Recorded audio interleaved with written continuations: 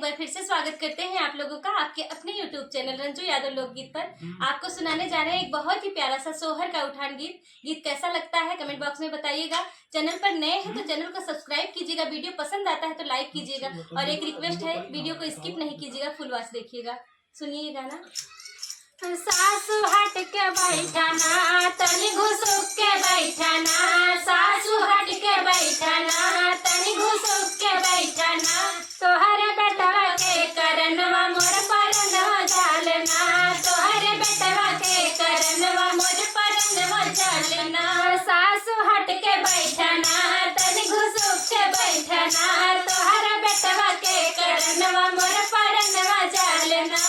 बउहा धीरे धरना तन पीरे सहना, बउहा धीरे धरना तन पीरे सहना, हमरे बेटवा के करनवा एक ललनवा पैगुना, हमरे बेटवा के करनवा एक ललनवा पैगुना। जेठनी हट के बैठना तनी घुसुक के बैठना, जेठनी हट के बैठना तनी घुसुक के बैठना, तोहर